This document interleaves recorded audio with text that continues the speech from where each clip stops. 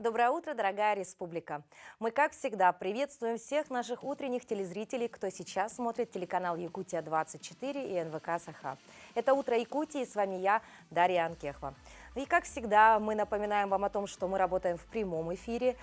Все подробно, все самое интересное мы выкладываем на нашем телеграм-канале. QR-код вы видите прямо сейчас на экране, поэтому если вы до сих пор еще не в нашей такой замечательной команде, мы призываем вас присоединиться, сканируйте QR-код и следите за последними новостями про наши эфиры.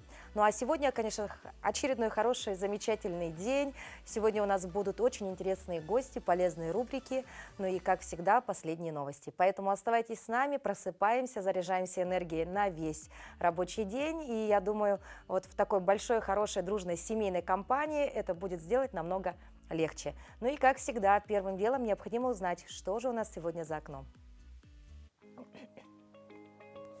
В центральных районах температура воздуха на 6 часов утра была на отметке минус 31 градус. В заречной группе 25-33 ниже 0. В южных 7-14 со знаком минус. В Вилюйской группе 13-22 градуса мороза, в Нижнеленских 27-31 ниже 0. В западных 6-13 со знаком минус. В Колымын-Дигирской группе Лусов 25-36 градусов мороза, в Янских до минус 46. На северо-западе 24-36 градусов ниже 0. В Якутске температура воздуха на 6 часов утра была на отметке минус 28 градус. Атмосферное давление 746 миллиметров ртутного столба. Ветер северный 1 метр в секунду. Сегодня днем небольшой снег. Ветер северо-западный 1,6 метра в секунду. Температура воздуха ожидается до минус 24 градусов. Ну и продолжая наш утренний эфир, сегодня мы хотим проснуться с последними новостями от наших коллег из информационной службы.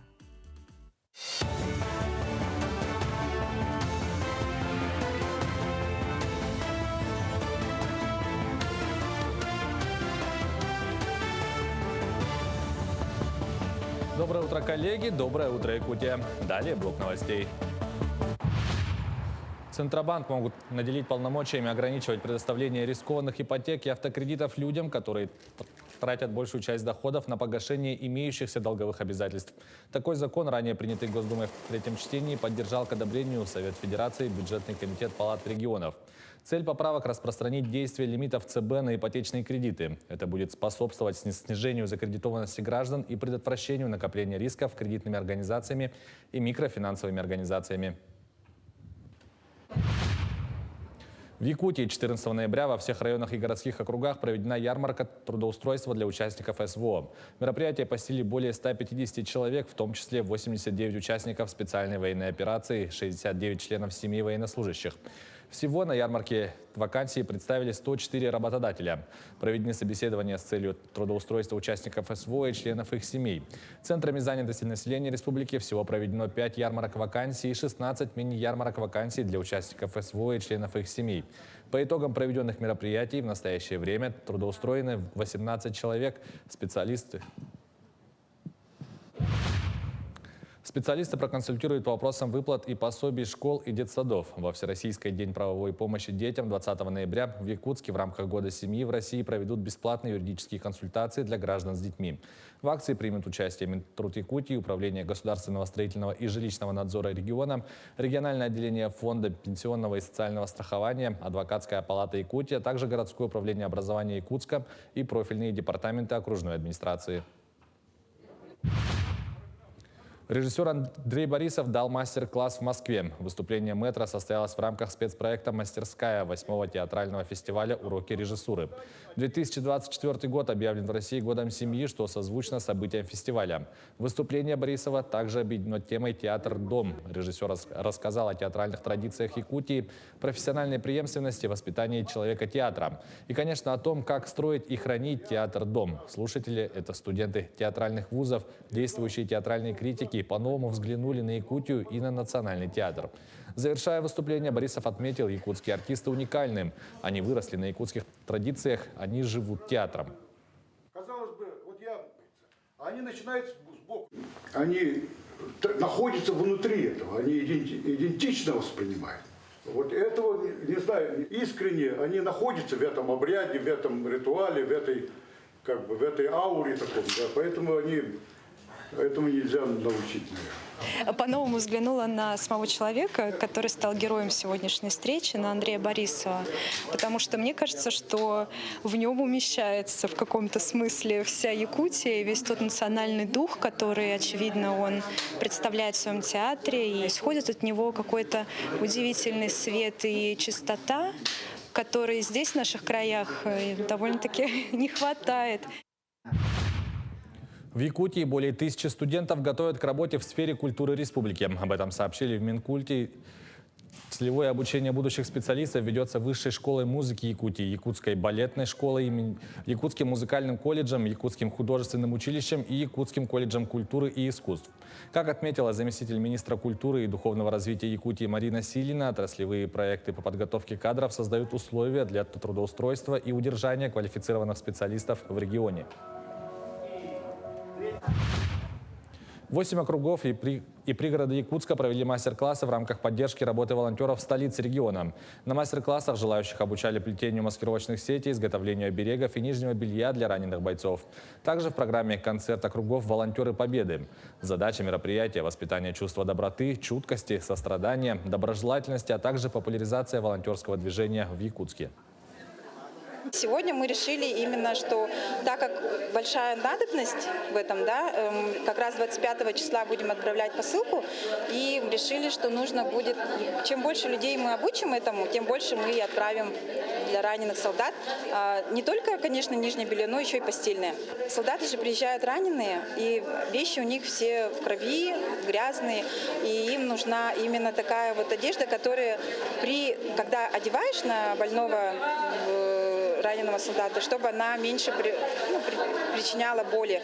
И поэтому у нас белье, оно необычное, оно будет на липучках.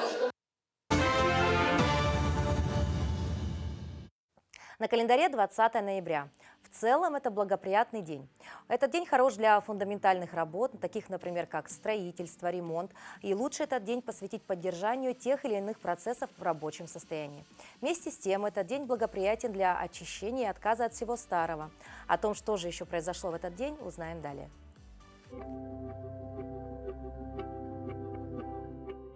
На календаре 20 ноября. Сегодня Всемирный день ребенка, День педиатра, Всемирный день борьбы против хронической обструктивной болезни легких, День работника транспорта в России. По народному календарю Федотов день. В это время на реках и озерах вставал лед. По льду и снегу судили о будущем урожае. Если лед на реках вставал грудами, а на дорогах образовывались снежные кочки, это предвещало, что следующее лето будет хлебным. Этот день в истории – 1480 год, окончание стояния на Угре, конец татаро-монгольского владычества на Руси. 1805 год – впервые прозвучала единственная опера Людвига ван Бетховена «Фиделио». В 1820 году китобойное судно «Эссекс» протаранено гигантским китом. В 1945 году начало Нюрнбергского процесса, суда над военными преступниками Третьего Рейха. В 1998 году, 20 ноября, осуществлен запуск первого модуля МКС – российского функционального грузового блока «Заря». В этот день родились Фернан Магеллан, португальский и испанский мореплаватель и исследователь. Отто фон Герике, немецкий физик, инженер и философ. Эдуард Рюппель, немецкий зоолог и ботаник. Ефим Путянин, русский государственный деятель, адмирал и дипломат. Зинаида Гиппус, русская поэтесса и писательница эпохи Серебряного века. Карл Риттер фон Фриш, австрийский этолог, расшифровавший поведение пчел, нобелевский лауреат. Майя Плесецкая, советская и российская балерина, хореограф, педагог, народная артистка СССР. Михаил Ульянов, советский и российский актер театра и кино, режиссер, народный артист СССР. Алексей Баталов, советский и российский актер, режиссер, общественный деятель, народный артист СССР. Аза Лихиченко, советская телеведущая, народная артистка РСФСР, патриарх Кирилл, патриарх Московский и всея Руси с 2009 года. Именины сегодня отмечают Александр, Алексей, Афанасий, Богдан, Валерий, Василий, Вениамин, Георгий, Григорий, Евгений, Елизавета, Иван, Илларион, Кирилл, Константин, Михаил, Николай, Никон, Павел, Сергей, Федор, Федот. Как уже было сказано, сегодня отмечается Всемирный день ребенка. А еще сегодня Всероссийский день правовой помощи детям.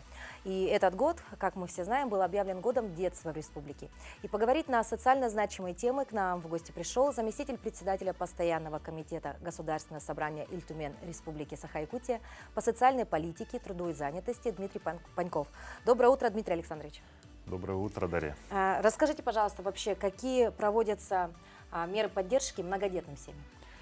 Ну, это очень большой пласт работы на самом деле нашего комитета. Это самое основное, наверное, на сегодняшний день, именно поддержка многодетных семей. 1/5 многодетных семей на всем Дальнем Востоке проживает именно в республике Саха-Якутия. Да. У нас на сегодняшний день более 35 мер поддержки. Ну, всех их, конечно, у нас времени не хватит, да, перечислить, но очень хорошая мера поддержки — это «Дети столетия», которая выдается всем детям, рожденным с 22 года по 27 год. Это будет вестись, да. Вообще увеличение материнского капитала, семья так называемый, да, в 2 раза, он до 300 тысяч увеличен на сегодняшний день. Дополнительная поддержка молодым семьям. Совсем недавно это именно было предложение главы Айсена Сергеевича Николаева. Это выплата 50 тысяч рублей молодым семьям, те, кто вступили в брак. Большая была дискуссия на самом деле в парламенте, были и за, и против, но все же мы всем, так сказать, и правительство, и парламент пришли к общему выводу, да, что нужно поддержать эту идею. Действительно, молодых людей нужно подталкивать на то, что необходимо создавать семьи, и самое главное — это делать официально.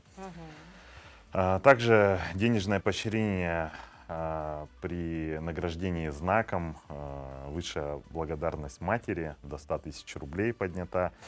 Тоже такая мера поддержки, ну, значимая довольно-таки. В принципе, у нас же еще есть и сложности, да, в этом направлении. У нас большая очередь на получение участков. У нас, да, имеют право многодетные семьи на получение участка.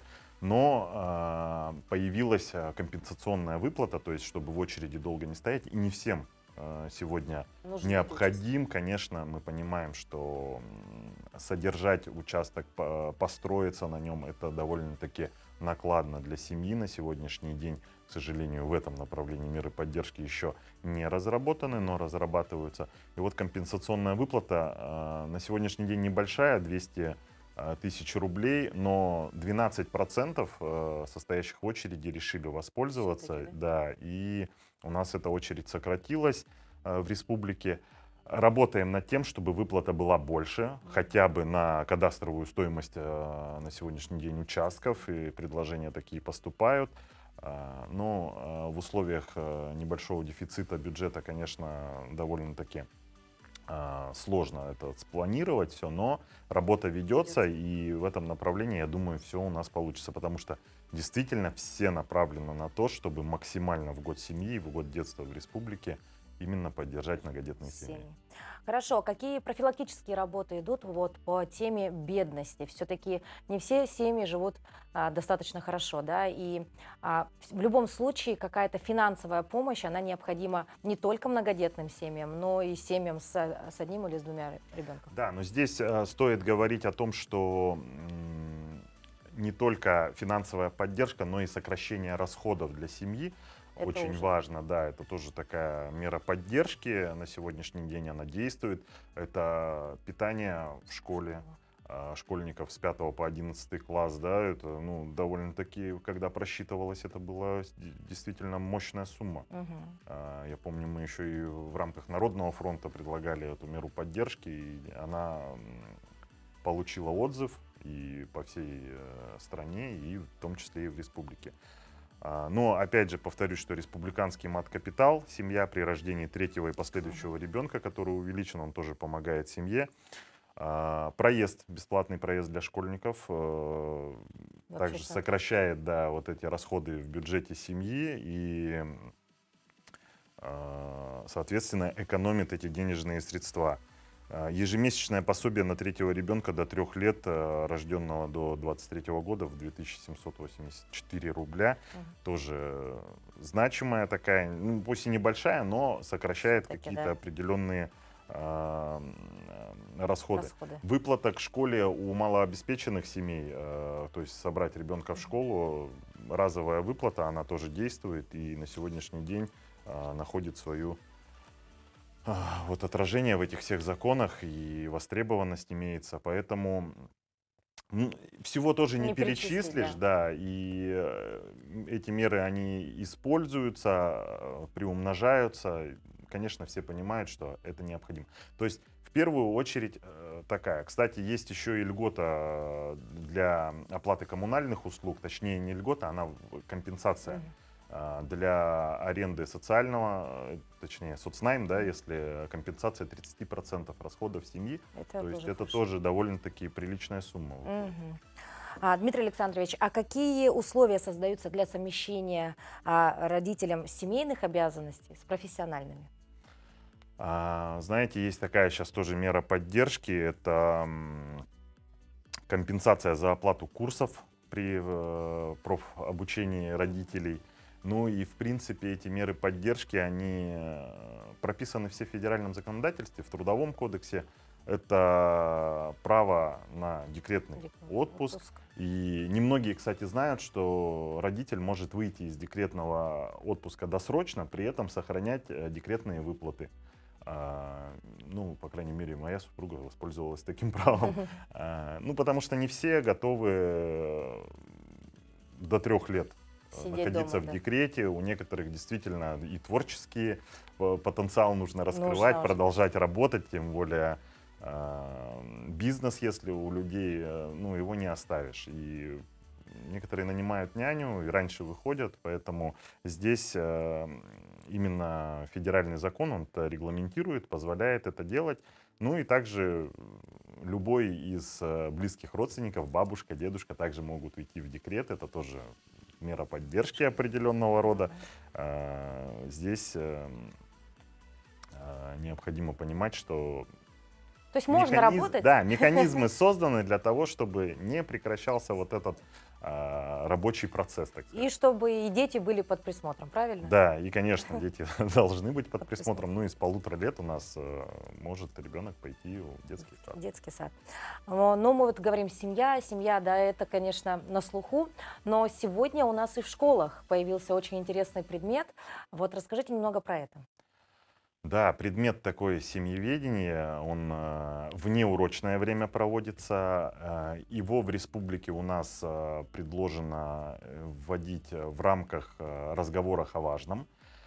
Действительно проработали, значит, этот вопрос, чтобы вел это либо педагог-психолог, этот предмет, либо учитель истории. Но вообще это право дано выбрать школе самостоятельно того учителя. Это может быть человек, который, ну, такой истинный семьянин, да, такой, Пример для подражания. пример для подражания, который действительно может рассказать.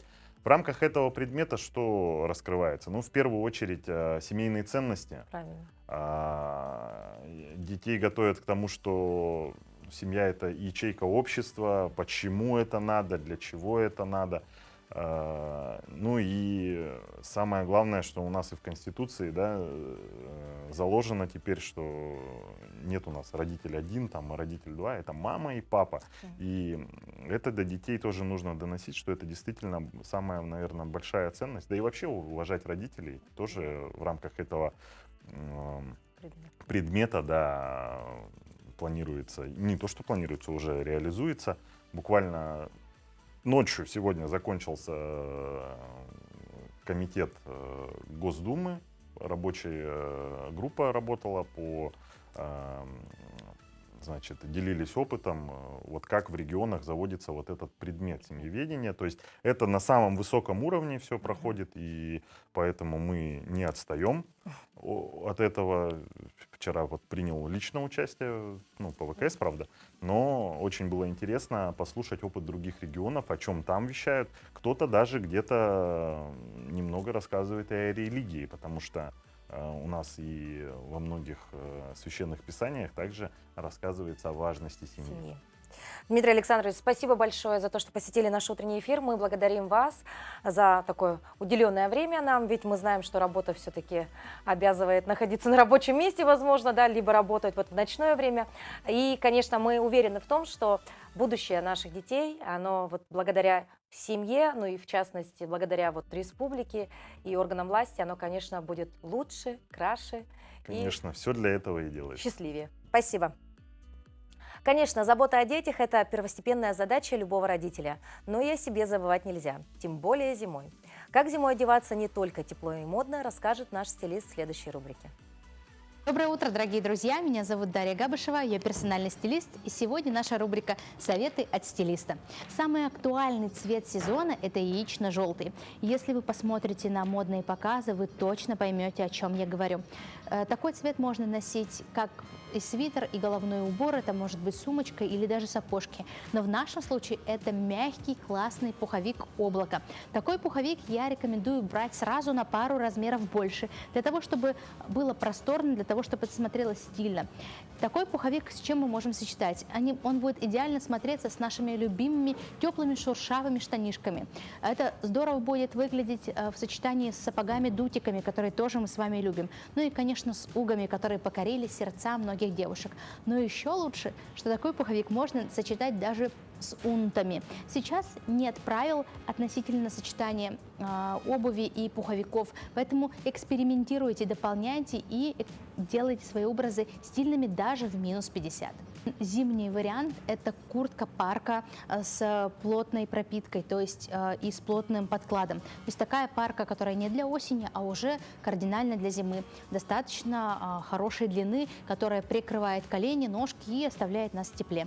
Цвет хаки также сейчас очень актуален. С чем я рекомендую его носить, это с яркими красивыми акцентами. Если вы обратите внимание на данную парку, она достаточно гладкая, и вот ее-то можно разбавить чем-то интересным. Девушки, которые умеют делать творческое что-то, я рекомендую вам прямо расписать его, может быть, добавить какого-то своего творчества красками и так далее. То есть добавить принта, живости и яркости. Если вы не любите рисовать, попробуйте добавить, может быть, из отдела фурнитуры какие-то интересные детали. Может быть, это будут стразы, может быть, это будут пуговицы, может, это будут значки, а может, будут даже якутские изделия. Все это здорово дополнит вещь, и даже в зимнее время, даже в тумане вы будете выглядеть неотразимо. Сегодня 20 ноября, и в этот день, в 1979 году, ученые впервые в истории медицинской практики провели успешное переливание искусственной крови человеку. Знаменательное событие произошло во французском университете Пьера и Мари Кюри после проведения нескольких успешных опытов на лабораторных животных. В настоящее время медицина является одной из самых интенсивно прогрессирующих областей науки, и на очереди наша рубрика «Мой доктор».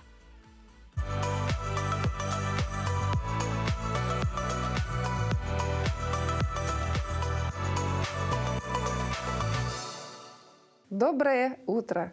По статистике, тромбоз сосудов поражает 70% людей по всему миру.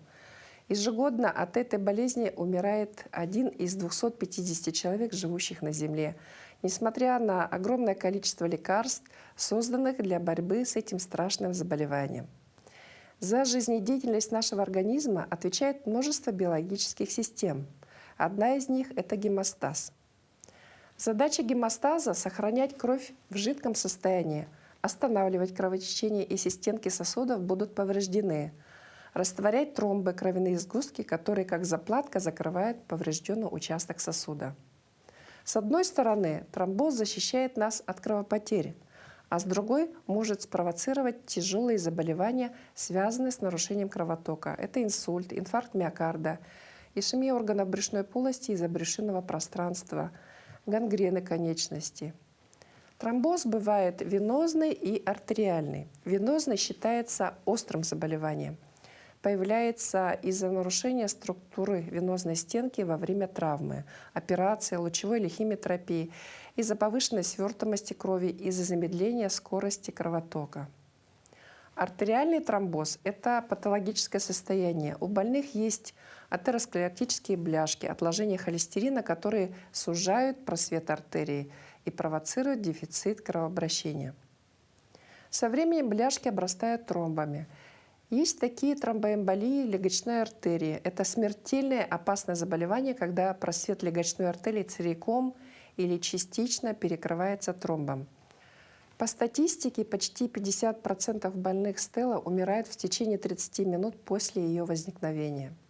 Чтобы не было тромбов, нужно, во-первых, отказаться от вредных привычек и больше времени проводить на свежем воздухе, бороться с гиподинамией, давать себе адекватные физические нагрузки, укреплять иммунную систему, тем самым предупреждать развитие инфекционных процессов, правильно организовать режим дня, тщательно планировать длительные путешествия на самолете или автомобиле, когда приходится много часов проводить в сидячем положении. Не носить верхнюю одежду, белье и аксессуары, которые причиняют дискомфорт и сдавливают отдельные части тела. Например, тугие джинсы, пояса, корсеты и неудобная обувь. Избегать общего переохлаждения, не гулять в слишком жаркую погоду, не стараться принимать слишком горячие ванны. Это вредно для организма. Обратиться к врачу, чтобы он назначил препараты для профилактики тромбоза. И, внимание, без согласования дозировки со специалистом препараты принимать нельзя. Будьте здоровы!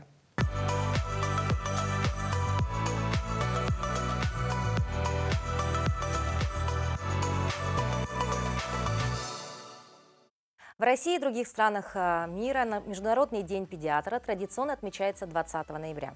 Значение педиатра в жизни людей трудно переоценить. Забота о здоровье ребенка становится одной из основных в жизни родителей после появления на свет малыша. Хороший детский врач для родителей становится надежной опорой на долгие годы. Забота о будущем семьи, общества и государства – так можно охарактеризовать в глобальном масштабе труд и специфику работы детских врачей. И сегодня у нас в гостях врач-педиатр, врач-гастроэнтеролог, Республиканская больница номер 1 Национального центра медицины Мария Шарина. Мария, доброе утро. Доброе утро. Конечно, профилактика болезни – это лучший способ сберечь свое здоровье.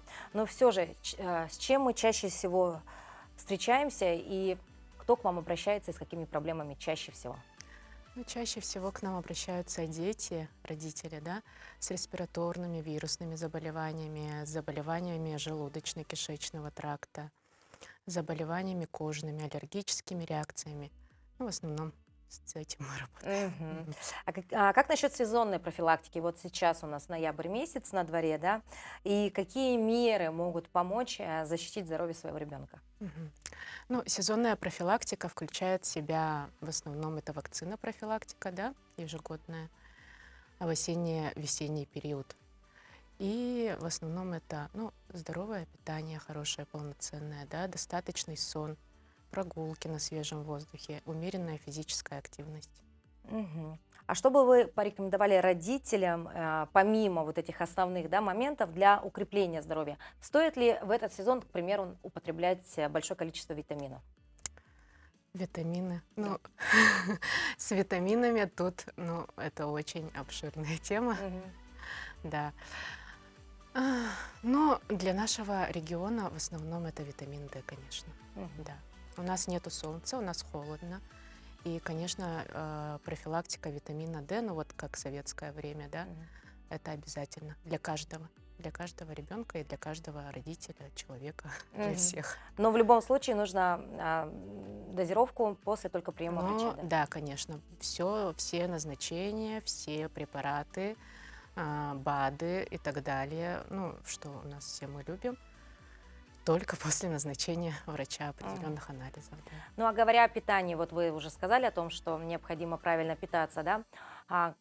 Какое питание должно быть у северного ребенка? Это первый вопрос. И как ребенка приобщить к этой теме? Потому что зачастую ведь дети многое не едят. Ну да. Про питание, ну это вот тоже основная наша проблема. Ну как не проблема, да, как сказать, как мам, да, накормить своего ребенка. Да, это очень тяжело. Бывают своего рода проблемы различные. Но главное, знаете, мы живем в республике Саха-Якутия. У нас есть все. Ну, то есть у нас есть полноценное натуральное питание. Мы должны придерживаться его. Вот мы тут родились, то есть мы должны питаться где родились, тем и питаться. Да, поэтому это вот в основном белковые продукты, да, мясо наше любимое, жеребятина, говядина, да, рыба хорошая. Мы должны есть в основном молочные продукты, злаковые продукты, ну, то есть жиры, углеводы, белки, все вот полноценное, да. Мария, вы являетесь врачом-гастроэнтерологом, да? Вот у детей какие проблемы чаще всего возникают по этой теме? Ну, чаще всего, да, это в основном у нас гастриты. Уже у детей? Уже у детей, да, с 8 лет, с 6 лет у нас лежат с гастритами дети. Это все, наверное, да. чипсы и Да, газировки? да, это все вот новое модное питание, новые магазины большие, да, разнообразные корейские продукты и так далее, да, которые нам не подходят. Мы все-таки северные люди и должны питаться вот нашими натуральными продуктами. Ну, мы лечим, да, всех лечим активно. Гастрит – это одна из таких, да, основных? Да, в основном, да. Ну, бывает много осложнений, да, поэтому я советую всем родителям обращаться за медицинской помощью заранее, не тянуть, да, слушать своего любимого педиатра, да, не спорить с ним. Ну, в общем, да, все мы хотим только всего самого хорошего, все мы мамы, все мы люди. Ну, действительно, Да. вот вы сейчас сказали не спорить с педиатром, Да. потому что действительно у нас сегодня родители очень много читают, да, Ну да. средства массовой информации говорят, а вот я знаю, что нужно так, и я знаю, что нужно так. Либо прочтут о каком-то новом, там, не знаю, медикаменте и говорят, что вот он спасает от всех бед, да. Все-таки медицина есть медицина, Да. и нужно следовать определенным правилам и канонам. Да, да, все Мгм. Давайте поговорим немножко о гигиене, да, личной гигиене, ведь это тоже мера профилактики различных заболеваний. Так, гигиена. Ну, наша гигиена, базовая гигиена, это мы чистим зубы 2 раза в день. Мы там принимаем душ, принимаем ванну. Мы смотрим за чистотой, да, нашего ребенка, то есть полностью, полноценно мы оцениваем и одежду, и нет, не в смысле как педиатр, в смысле как мама я оцениваю своего ребенка, да, ну, чтобы он ходил в чистой одежде, да, чтобы он, ну, как хорошо выглядел, чтобы у него, ну, ногти всегда подстриженные были. Ну, как бы вот все эти мелочи мы, как мама, это ежедневно делаем, просто вот делайте это дальше, да, да, мы стараемся все очень. Мария, ну вот у нас уже завершается время для нашей беседы, да? А вот как вы выбрали профессию врача вообще? Из чего вдруг решили стать педиатром, ну а позже уже врачом-гастроэнтерологом? Ой, мне часто этот вопрос задают. Я не знаю, это просто было вот мгновение в 11 классе в феврале. Даже месяц помните? Да, это был февраль. И я просто знала педиатрию, я сразу ее выбрала. И я до сих пор верна ей. Профессии Да, своей профессии выбранной. Я вот, ну, это мой путь. Ну, как бы, когда ты на своем месте, ты знаешь, что ты там нужен. Да. Спасибо большое. Мы поздравляем вас с таким профессиональным праздником, Спасибо. с Международным днем педиатра. И в лице вас поздравляем всех педиатров республики Саха-Якутия с этим замечательным праздником. Ну а мы движемся далее. В лечении и профилактике ОРВИ нам могут помочь приятные ароматы. Например, аромат можжевельника, ведь он способствует очищению крови, способствует заживлению ран, а также оказывает антисептическое, мочегонное и отхаркивающее действие, повышает аппетит, эффективно обезболивает, убивает микробы, успокаивает нервную систему и улучшает память. О том, какие еще ароматы могут помочь при ОРВИ, узнаем в следующей рубрике. Доброе утро, Республика! Меня зовут Анастасия, и я мастер по созданию ароматов. И сегодня я вам расскажу, как с помощью ароматов можно провести профилактику различных заболеваний, таких как ОРЗ и ОРВИ, потому что сейчас начался сезон такой холодный, когда мы все этому подвержены. Многие помнят, как в детстве нам вешали на шею кулончики, в которых был зубчик чеснока, который должен был отгонять все болезнетворные бактерии, но Когда мы выросли, сейчас очень трудно представить, как мы идем на работу, источая запах чеснока. Поэтому этот лайфхак можно заменить другим и использовать приятные аромамасла, которые обладают натуральным антисептическим действием. Это, например, такие масла, как чайное дерево или, например, можжевельник. Можжевельник приятно и очень натурально пахнет. И также этот аромат можно использовать как в моноварианте, так и смешать его с такими, например, ароматами, как эвкалипт или корица. Корица еще и придаст вам новогоднее настроение и будет вас радовать в течение дня. Этот аромат вы можете нанести как на себя, так и добавить в аромакулончик, который вы можете повесить на шею себе или своему ребенку.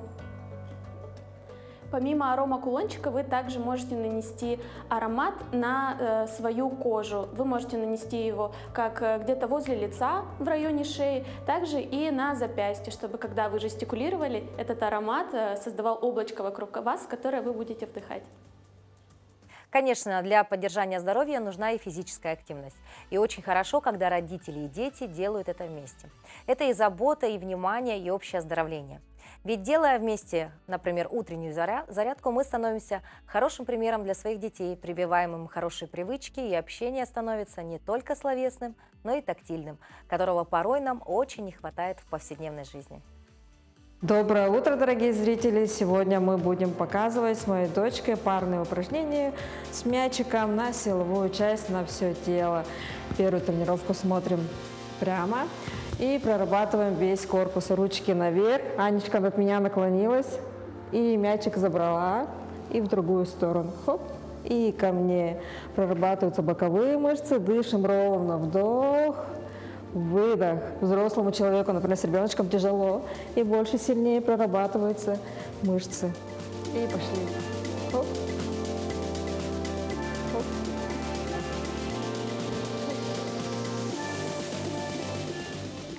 Хоп. И выдох. Это первый комплекс, можно сделать 10-15 повторений.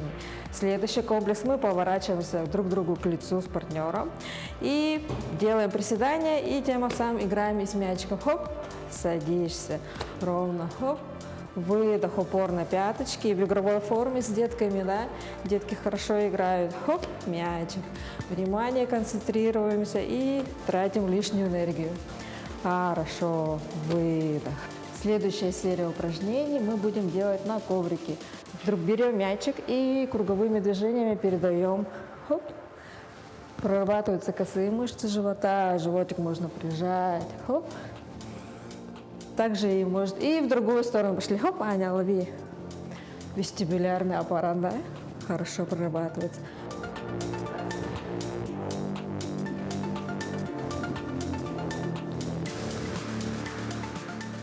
Выдох и вдох. Хорошо. Мячик давай положим сбоку. Беремся цепкой с ребеночком друг к другу. Аня, ножки прижала к полу, прямые. И ходим. Хоп, хоп, хоп.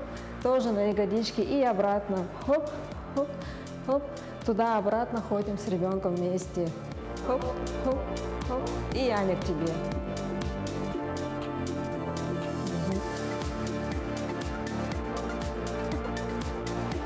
И к тебе.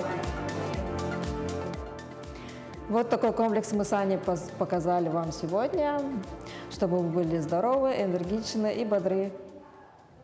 Все же дети есть дети, даже если это пингвиненок. Давайте посмотрим трудности со взвешиванием 97-дневного детеныша императорского пингвина. Императорский пингвин – это самый крупный пингвин среди птиц. Он был открыт в ходе экспедиции российского мореплавателя в Антарктику в начале 19 века. Как только яйцо появляется на свет, самка кладет его себе на лапы и накрывает особой складкой кожи на нижней стороне брюха. Затем она передает его самцу и уходит в море на кормежку после 50-дневной голодовки. До возвращения самок 70 дней забота о потомстве возлагается на самца. В это время он ничего не ест и теряет до 40% массы тела.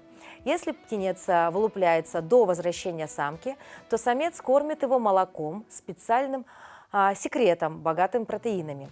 Когда самка возвращается и самец передает ей птенца, она кормит его кашицей из криля и рыб. Замечательные новости такие из мира животных. Ну а сейчас переходим к новостям, которые произошли на территории нашей республики и за ее пределами.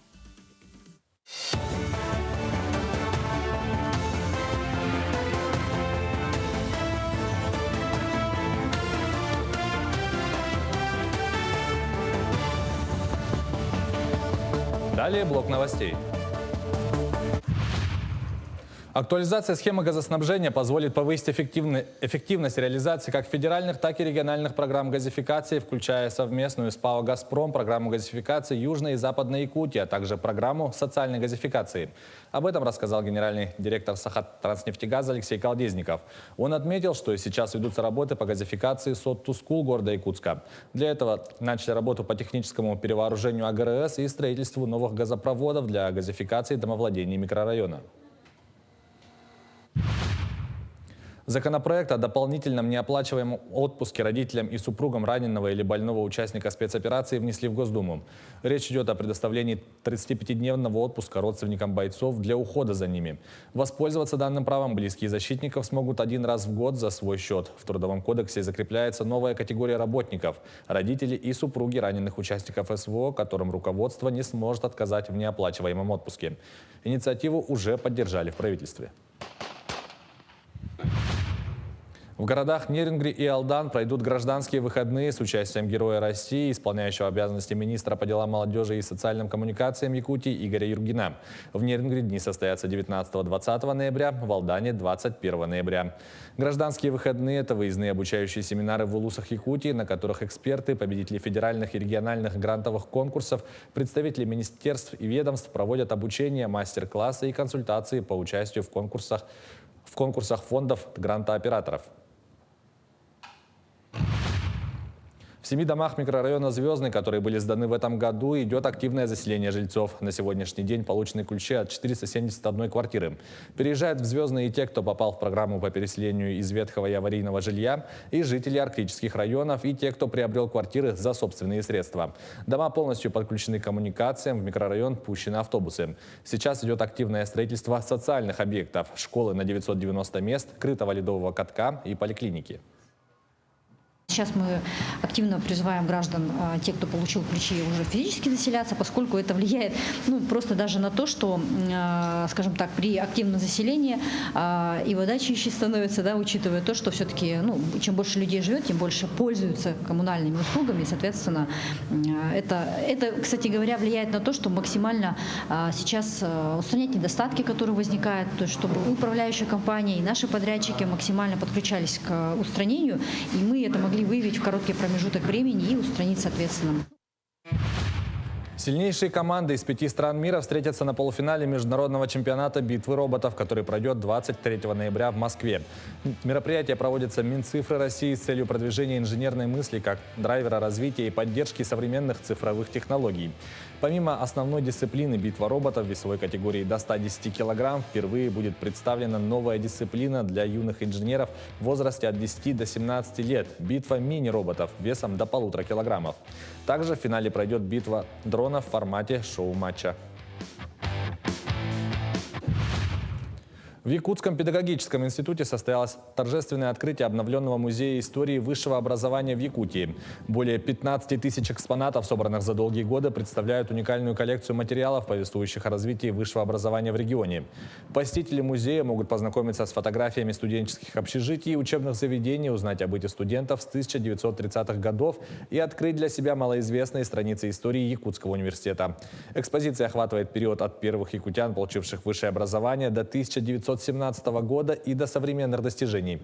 На открытии присутствовали около 100 студентов, преподавателей и выпускников педагогического института. К этому часу это все новости. Хорошего продолжения дня. Инновационные разработки все больше заполняют нашу жизнь. И, наверное, совсем скоро вообще роботы станут для нас верными помощниками в повседневной жизни. Ну а пока давайте узнаем, как самостоятельно облегчить себе жизнь, например, при перелете. Какие есть лайфхаки, нам расскажет Руслан Ачиров. Доброе утро, друзья! Ну, я думаю, несмотря на то, что на улице уже у нас зима, тем не менее, многие из наших телезрителей очень часто летают. Впереди, тем более, новогодние каникулы, когда можно будет выехать в долгожданный отпуск. Ну и хотелось бы поделиться с вами некоторыми полезными советами для того, чтобы ваш полет и вообще взаимодействие с аэропортами было гораздо лучше, оперативнее и, так сказать, без определенных волнений.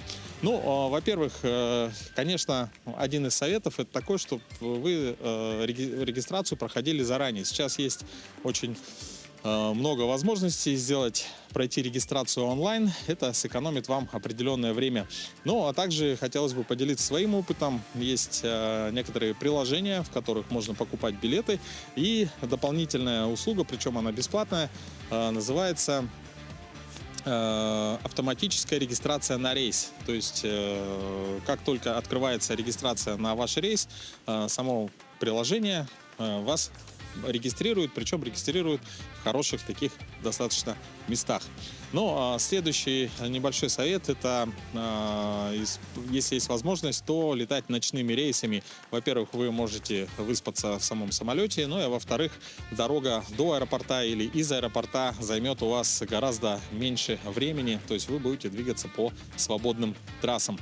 Что касается прохождения, что касается багажа, это, конечно, всегда нужно стараться класть нужные вещи, которые вам могут понадобиться, поближе, либо те вещи, которые, возможно, на досмотре потребуется вытащить, например, ноутбук тот же, да, тоже желательно класть поближе в самой сумке, чтобы не вытряхивать все содержимое.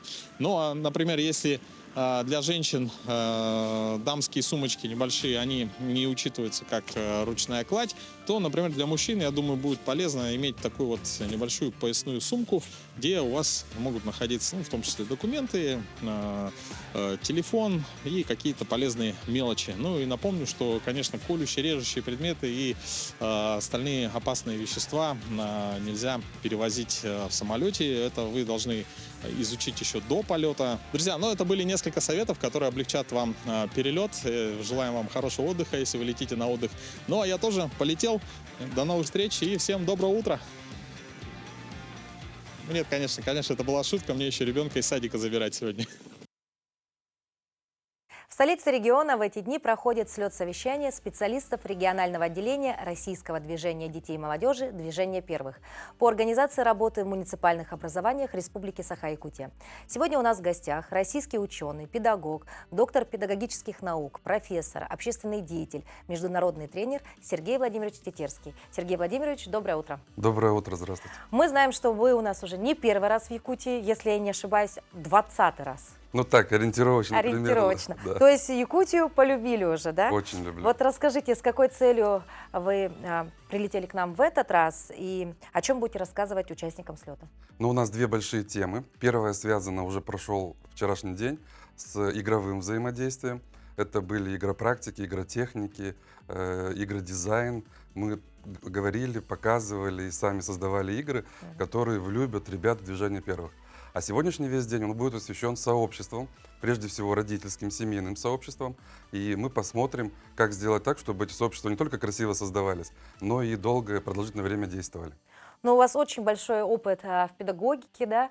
То есть вам есть что рассказать и чем поделиться. Соответственно, у наших ребят взять какие-то определенные знания и навыки, да? Вообще движение первых было основано в 2022 году, да? То есть прошло уже 2 года.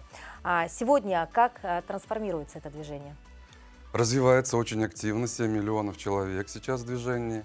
В сентябре сменилось руководство, Артур Орлов, он герой России, возглавил это движение, еще раз доказывая, что наша геройская история, которая происходит сейчас, она связана с детьми, с воспитанием детей.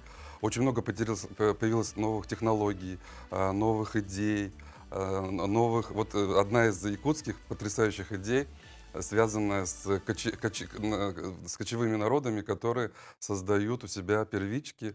Вот такое кочевое первичное отделение, это оригинально, мобильно, здорово и для России прямо уникально. То есть движение первых попало уже и в кочевые народы? Да, да. Хорошо. Но вообще многие считают, что движение первых – это возрождение и возвращение пионерии. Это так или все-таки есть разница? Ну, правильно считают. И мне было бы приятно, если бы эта организация все-таки называлась не первые, а пионеры. И это было бы исторически оправдано. Но та прошлая организация, она была идеологически подкована, она была про коммунизм. А сейчас немножко размытая идеология, то есть мы не очень представляем, какое будущее мы хотели бы для ребят создать. Ну, идеи есть, потому что и патриотизм, как объединяющая идея, то, о чем говорит президент, и забота о ближнем, то, что важно для всех религий. То есть есть какие-то вещи, которые пытаются воссоздать то, что было, но отличие очень сильное. Там было уверенное, четкое, светлое будущее.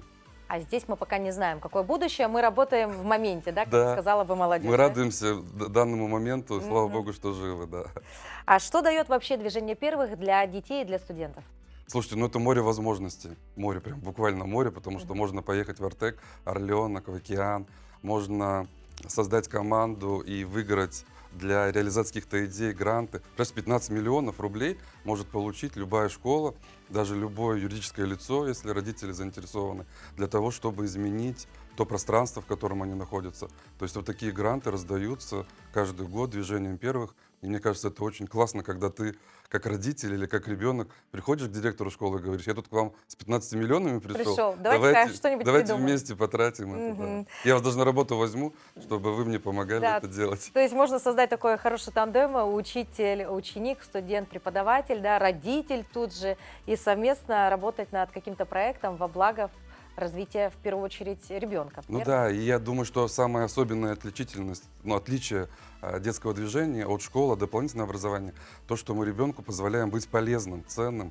То есть ребенок действительно защищает свое отечество, служит отечеству. То есть это история, которая оправдана тем, что мы создаем ему такие возможности. Сергей Владимирович, но мы, когда говорим о движении первых, в первую очередь вспоминаем сразу школьников и студентов. А почему нет дошкольников?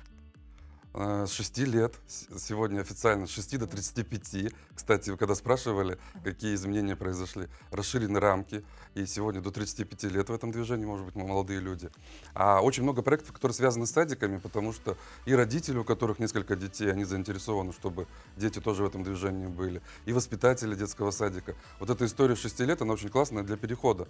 Когда ребенок в детском садике уже знает, что такое движение первых, он, приходя в первый класс, прекрасно там адаптируется, потому что там то же самое, продолжаются те же идеи, те же установки, те же события. Ну, как и любое другое движение, любая идея, это в первую очередь интеграция в регионы нашей страны, да, вот как обстоят дела в этом направлении? Ну, это, кстати, возможность создать единое воспитательное пространство, потому что если ты уезжаешь из Якутска куда-нибудь, ну или из региона, да, в другой регион, ты находишь тех же самых единомышленников, друзей, наставников. Это очень важно, что одинаковые подходы, одинаковые события, одинаковые традиции, одинаковая форма, атрибутика, это очень тебя успокаивает. То есть вы друг друга видите издалека? Да, точно.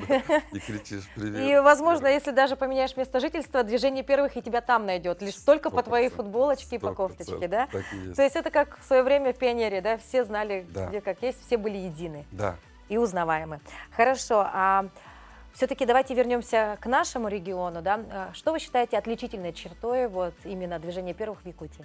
Ну, здесь очень открытые люди, потрясающие, невероятные. И дети такие же, потому что, ну, у меня есть такая возможность видеть делегации, особенно когда они приезжают на большие форумы с разных регионов. И мы видим, насколько сплоченные, насколько дружные, насколько красивые, яркие всегда ребята, которые представляют Якутию. Очень интересно, что на такой огромной территории людей мало, территория, и поэтому вот одна из важных идей, демографических идей, сохранения, развития семьи, вот это отличительная особенность якутского народа, потому что семейные традиции, вот эти глубокие ценности духовные, это отличительная, это прямо особенность якутского народа. Ну, мы знаем, вот опять же, что вы здесь не первый раз, и каждый раз, наверное, что-то новое, да, вы видите, замечаете, может быть, посещаете. Вот в этот раз куда хотели бы, возможно, съездить, с кем, возможно, познакомиться, либо Ну, я что-то как, увидеть? да, как учитель географии, я всегда в восторге, когда и в Ленске, и в Мирном. То есть есть в регионе какие-то точки, в которые надо обязательно не только побывать, но и прикоснуться. Ну, например, в море Лаптево, чтобы сказать, вот я был прямо на этом месте. У меня мечта в Аймикон попасть, потому что это же мировая столица холода, и все никак не получается, потому что и расстояние, и приезжаю все время зимой. Хотя сейчас вот необычайно тепло, но все равно это прямо мечта-мечта. Ну вот учитель географии, наверное, был восхищен и некоторыми другими моментами, ну вот морозами, да? Да, я сейчас, когда выходил из самолета, и вот эта волна воздуха, когда объявили, что мы на час прилетели быстрее, потому что попутный ветер — это невероятное сокращение времени. И ты выходишь, и у тебя полная грудь. Но я ведь сам еще дальневосточник. Я родился и первые 20 лет жизни провел в Чите, в Забайкалье. И поэтому для меня это вот эти холода, это ощущение, когда у тебя мурашки по коже, от этого оборота. Эйфория, точно. Я в восторге от этого. Сергей Владимирович, спасибо вам за прекрасную беседу. Вот ваш позитив такой, ваша энергия, она чувствуется вот на расстоянии даже. И я думаю, что вот именно такие должны быть все-таки руководители, которые ведут наших детей, наших подростков, да? Такие должны быть наставники, такими должны быть педагоги, потому что на своем примере вы заряжаете детей идеей развиваться, идеей что-то творить, созидать. И спасибо вам за это. Спасибо вам. Я бы ответно сказал, что такими же должны быть красивыми, как и вы. Спасибо Яркими, большое. Обаятельными и Спасибо. доброжелательными. У вас Спасибо. есть возможность передать привет кому-то из жителей Якутии, либо вообще просто пожелать хорошего? Да, у нас есть пожелание, которое и семьей, и институт, который возглавляю, институт открытия. У нас есть такое пожелание. Счастье каждого, счастье ближнего. Вот мы бы хотели, чтобы вы научились, умели, делали это. Те люди, которые оказываются рядом, чтобы они были счастливы. Золотые слова. И вот на таких добрых нотках мы завершаем наш утренний эфир. Увидимся уже завтра на телеканале Якутия-24 и НВК Саха. Всем прекрасного утра и хорошего настроения.